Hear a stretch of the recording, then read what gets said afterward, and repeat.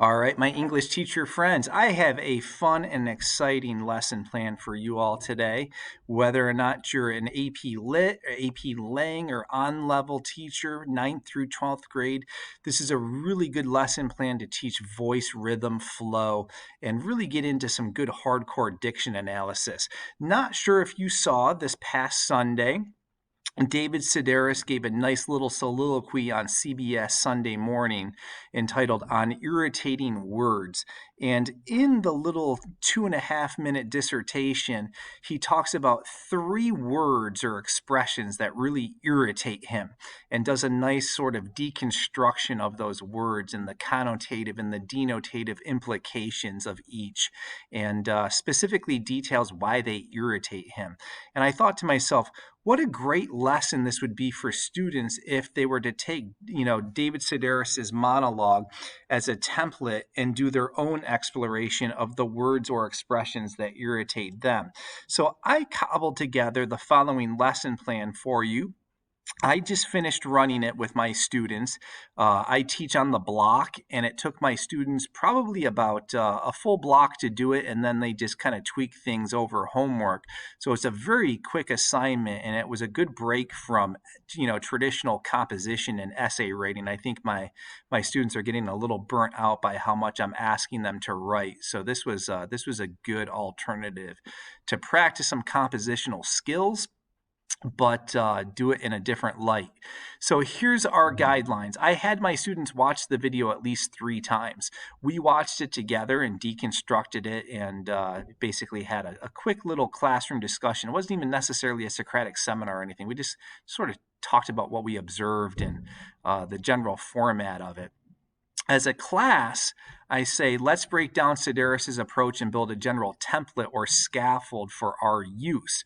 So we talked about how he begins, how he fills it, use of dialogue, his transitional sentences, his transitional phrases, and things of that nature as a general scaffold to give students in terms of how to write.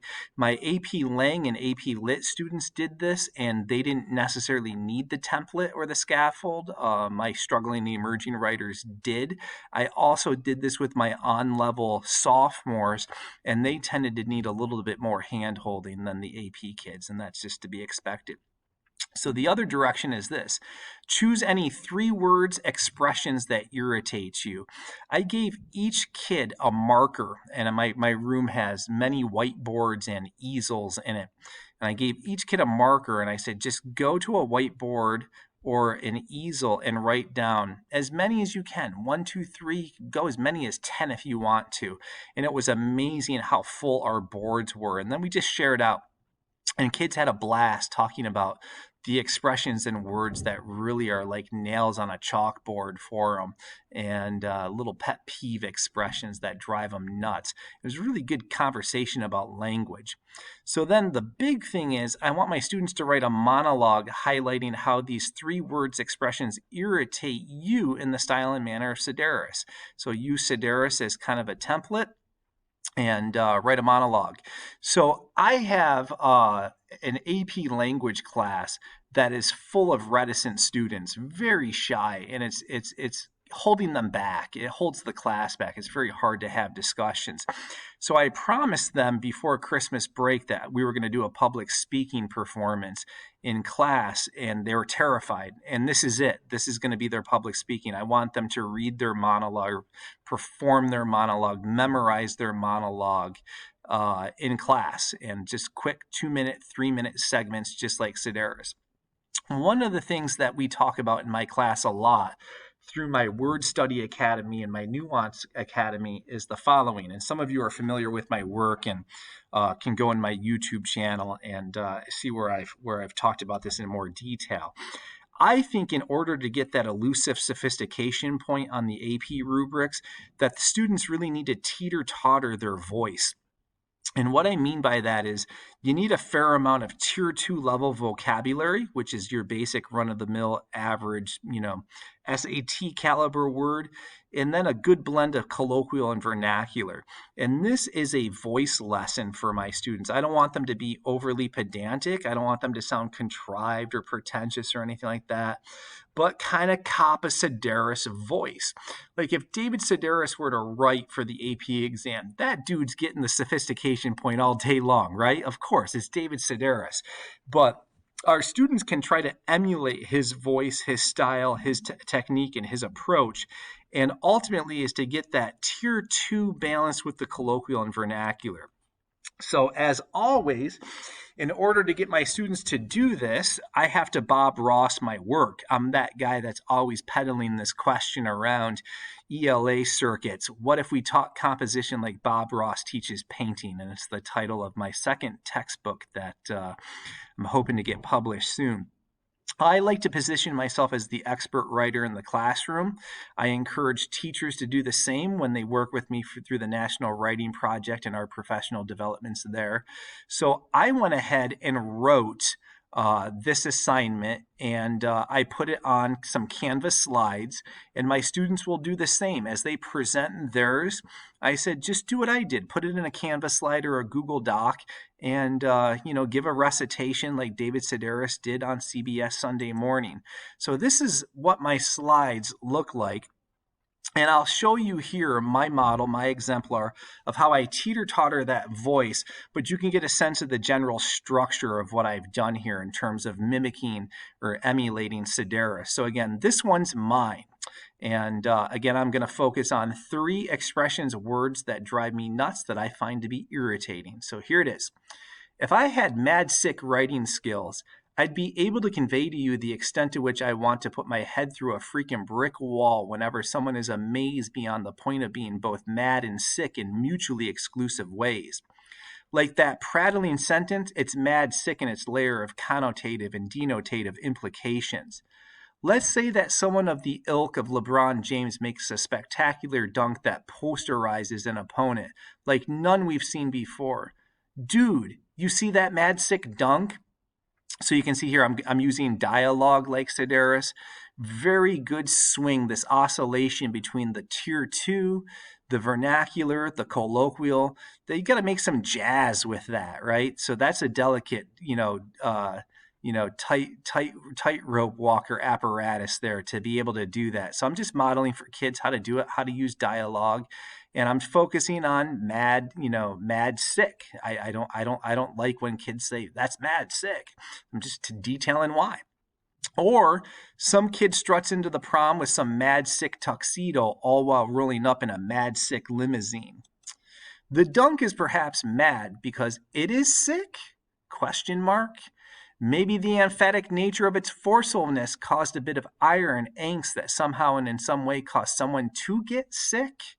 The malice of the dunk first caused a sniffle, then a full-blown bout of explosive diarrhea that progressed into a debilitating case of gout. The limo and the tux? Well, since they went to the prom together, Pamela and Sue got mad sick and then they barfed during the Macarena, and then later busted out with monkeypox during the chicken dance, which, by the way, was during the height of the bird flu epidemic. So one thing, I'll pause here. One thing that my students are pretty skilled at least my students that pay attention and work with me, is this idea that I teach in my Nuance Academy. And I do all of this with my National Writing Project courses. So Strunk White, in their seminal text called Write It Right, have something called rule number 18. And rule number 18 states that there's 12 different ways to cobble together a single sentence. So I'm really flexing for my students and modeling for them how to achieve voice rhythm and flow by manipulating my syntactical features here. So you can see, struggling and emerging writers typically overuse the short, simple declarative or independent clauses. And I'm wielding a whole bunch of different sentence constructs to have this kind of chit-chat narrative quality to it, right? So I write my rhetorical questions a certain way. I write my emphatic sentences a certain way. So constructs have purpose, and my students are very well versed in that. So Strunk White, write it right, rule number 18 is a great place to build some exercises to get students to do this type of thing. So I go on. It is what it is. But dude, your mad sick car just got totaled by a drunk. Yeah, it is what it is. You imagine God naming the earth? He points to his wristwatch and asks Moses what people should call such a contraption. Then he points to the lightning piercing the clouds and asks, "What yonder is this, Moses?" It is what it is. Whatever. It is what it is that my bank account is empty because nobody seems to have got woke about the fact that our energy bills and food expenses have more than doubled in less than a year. What it is that just plain old stinks. Whatever, I can hear some guy on the opposite political aisle say. Not only am I mad and sick that it is what it is, but whatever. Who in the hell ever wants to listen to a man that has a voice that emulates a weary sniffle with a broken diaphragm? There is a yin and there is a yang. In knowing that great truth, I can accept the eureka of it all. It is what it is, whatever. Let's just leave it at that and say that all is fine with the world. Fine.